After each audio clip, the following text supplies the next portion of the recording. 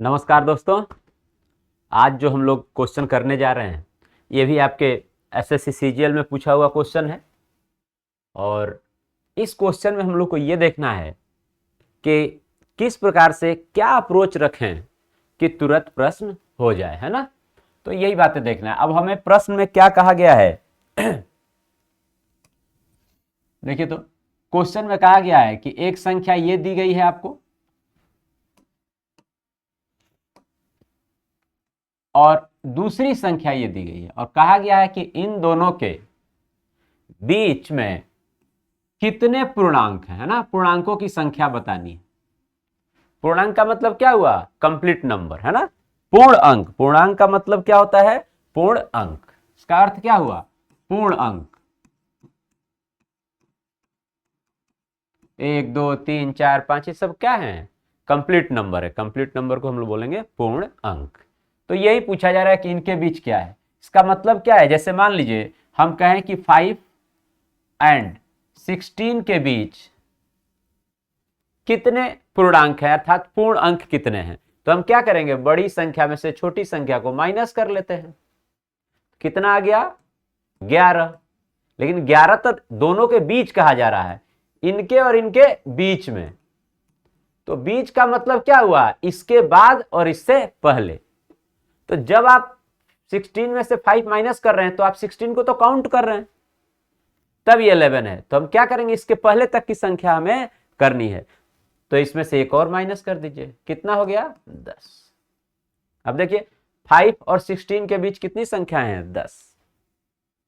तो इसका अर्थ हुआ कि जब बीच की संख्या पूछी जाए तो बड़ी संख्या में से छोटी संख्या को घटाना है और जो भी प्राप्त हो उसमें से एक और कम कर देना है, क्योंकि लास्ट वाली संख्या इसमें काउंट हो गई है। तो यही ध्यान रखना है। अब हम लोग कैसे इसे करें? देखिए, तो यहां पे बड़ी संख्या ये है, इसमें से इसे घटाना है। क्या लिखे हम लोग यहाँ पे? 9 7 9 4 का स्क्वायर है, इसमें से माइनस कर लेते हैं 7 9 3 के स्क्वायर को। ठीक है, स्पष्ट है। तो क्या करना है भाई? देखिए, तो इसको अब हम दूसरे रूप में समझेंगे। ऐसा नहीं कि अब इसका स्क्वायर लिखेंगे, इसका भी लिखेंगे और कैलकुलेट करेंगे, तब तो ब्लंडर हो जाएगा, है ना। तो ऐसे नहीं करना है। जो बातें आप सीखे हैं उसका उपयोग करना है। यदि हम इसे कह दें कि यह एक संख्या a है और इसे कह दें कि ये b है, तो ये क्या हो गया? a का स्क्वायर और ये क्या हो गया? b का स्क्वायर। और a के स्क्वायर और b के स्क्वायर का अंतर क्या होता है? तो एक बार दोनों का क्या हम लोग पढ़े हैं? a square minus b square क्या होता है? दोनों का योग एक बार और इन्हीं संख्याओं का एक बार अंतर। यही होता है ना। और यही बात यहाँ है, तो इसी को यहाँ पे हमें अप्लाई करना है। तो इन दोनों का एक बार योग कर देते हैं। कितना हो जाएगा जी? 4 और 3 7 9 9 18 8 और 7 7 14 और 1 15।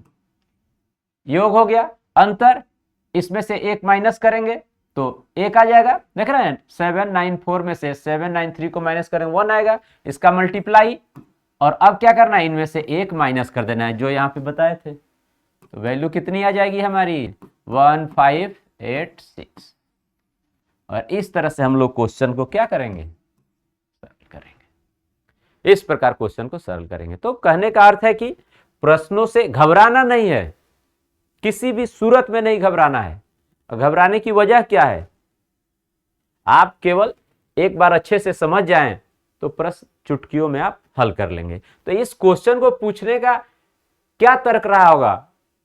आयोग का यही तर्क होगा ना कि आप इन बातों को इस प्रकार से सरल कर रहे हैं या अप्लाई करके कंसेप्ट को और कर रहे हैं। और ऐसे करेंगे तभी इस प्रश्न को करने का मीनिंग है। अन्यथा यदि इसका स्क्वायर लिखें, इसका भी लिखें, तो आप मान के चलिए कि ऐसे प्रश्न को करने में जो वहां पे टाइम है वह इतना अधिक आपका लगेगा कि प्रश्न का कोई अर्थ नहीं होगा। दूसरे अन्य प्रश्न क्या होंगे? आपसे छूट जाएंगे, कर नहीं पाएंगे आप, है ना। तो टाइम मैनेजमेंट इसको इस प्रकार से आप कर सकते हैं। ठीक है, तो जानकारी यदि अच्छी लगी हो तो क्या करना है? लाइक और कमेंट तो करना ही करना है। और यदि और अच्छी बात है यदि आप शेयर और सब्सक्राइब भी करते हैं तो ठीक है। अगली वीडियो में मिलते हैं हम लोग।